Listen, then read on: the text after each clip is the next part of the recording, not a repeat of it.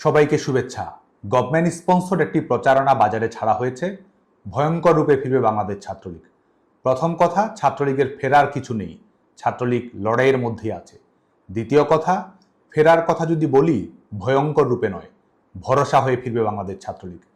পেছনের দিকে যদি তাকাই, কোটা সংস্কারের দাবিতে বাংলাদেশ ছাত্রলীগ নিজস্ব কৌশলে এগিয়েছে, সরকারের কাছে আহ্বান এবং রাজপথে সক্রিয় ভূমিকা পালন করার চেষ্টা করেছে। শুধুমাত্র মিছিল, মিটিং কিংবা সমাবেশ নয়, বাংলাদেশ ছাত্রলীগ বরং কয়েক ধাপ এগিয়ে কোটা সংস্কারের দাবিতে পলিসি অ্যাডভোকেসি করেছে। শিক্ষার্থীদের মতামত সংগ্রহ করার জন্য ডোর টু ডোর ক্যাম্পেইন পরিচালনা করেছে। 11 জুলাই হাইকোর্টের রায়ের মাধ্যমে শিক্ষার্থীদের প্রাথমিক বিজয় সুনিশ্চিত হয় এবং 2018 সালে সরকার ঘোষিত প্রজ্ঞাপন পুনরায় প্রতিষ্ঠিত হয়। বাস্তবতা হলো 11 জুলাই থেকেই বাংলাদেশে কোনো কোটা কার্যকর ছিল না। কুচক্রীরা যদি তাদের প্রতারণা এবং হত্যা সন্ত্রাসে সফল না হতো, তাহলে হয়তো একটি অনাকাঙ্ক্ষিত ঘটনা না ঘটেই বাংলাদেশে এই আন্দোলনের একটি ইতিবাচক পরিণতি সম্ভব হতে পারে। আমাদের সমস্যা সমাধানের স্পিডের তুলনায় তাদের ষড়যন্ত্রের গতিবেগ ছিল অনেক বেশি, যার কারণে ছাত্রলীগ সাধারণ শিক্ষার্থীদের দাবি, সংগঠন, সরকার, বিচার বিভাগ এবং শিক্ষা প্রতিষ্ঠানের স্থিতিশীলতার মধ্যে ভারসাম্য বজায় রেখে চূড়ান্ত সমাধান বের করে আনার যে কৌশল গ্রহণ করেছিল। 15 জুলাই উস্কানিমূলক হামলার সূচনা করে পরিস্থিতি তৈরি করে তার দায়ভার ছাত্রলীগের উপর চাপিয়ে দিয়ে নিজস্ব এজেন্ডা বাস্তবায়নে এগিয়ে গিয়েছিল ষড়যন্ত্রকারীরা। শিক্ষা প্রতিষ্ঠান বন্ধ করার সরকারি সিদ্ধান্তের সঙ্গে সামঞ্জস্যপূর্ণ নীতি এবং সহিংসতা এড়ানোর জন্য তাদের মুখোমুখি না হওয়ার কৌশলকে ব্যাপকভাবে প্রচারণা চালানো হলো শিক্ষার্থীদের আন্দোলনে ছাত্রলীগ ক্যাম্পাস ছাড়া। মধ্যযুগীয় কায়দায় বাংলাদেশ ছাত্রলীগের নারী কর্মীদের উপর বর্বরোচিত নির্যাতন চালানো হলো, অথচ প্রচারণা চালানো হলো আক্রমণকারী হিসেবে আক্রান্ত ছাত্রলীগকেই। আজকে অনেকেই অনেক কিছু বলছে, অনেক কিছু করছে। শুধু এটুকু মনে করিয়ে দিতে চাই, যারা আজকে ছাত্রলীগ নিষিদ্ধ বলে বলে মুখে ফেনা তুলছে, তারাই এক সময় ছাত্রলীগের নেতাকর্মীদের সাথে সেলফি তোলার জন্য লাইনে দাঁড়িয়ে থাকতো।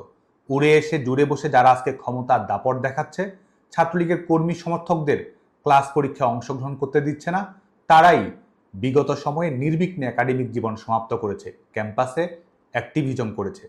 নিজের স্বীকারোক্তিতেই যারা আগে 4000 টাকায় মাস চলতো, তারাই আজকে 4 কোটি টাকার গাড়ি হাঁকাচ্ছে। আমি দৃঢ়তার সাথে বলতে চাই, ছাত্রলীগই ইতিহাসের প্রাণ ভোমরা। ন্যায়ের শক্তিতেই আমরা শক্তিশালী। দখলদার ফ্যাসিস্ট অপশক্তি আমাদের তথাকথিত নিষিদ্ধ করতে পারে, কিন্তু স্কুল কলেজের ছোট ছোট ছেলেমেয়েরা সবাই একসাথে যে গায় জাতীয় সঙ্গীত, তা আমাদেরই রক্তের ফসল। জুলুম করে আমাদের শিক্ষার অধিকার থেকে বঞ্চিত করতে পারে, হাজার হাজার নেতাকর্মীকে কারাগারে প্রেরণ করতে পারে, জীবন কেড়ে নিতে পারে, কিন্তু বাংলাদেশের প্রতিটি ক্যাম্পাসের প্রতিবাদী তরুণের কপালে বাঁধা লাল সবুজের পতাকার ডিজাইনার বাংলাদেশ ছাত্রলীগ। মুক্তিযুদ্ধের মধ্য দিয়ে অর্জিত হওয়া বাংলার তারুণ্যের নায়ক ছাত্রলীগ। মায়ের ভাষায় কথা বলার অধিকারের জন্য শহীদ হওয়া সন্তানের নাম বাংলাদেশ ছাত্রলীগ।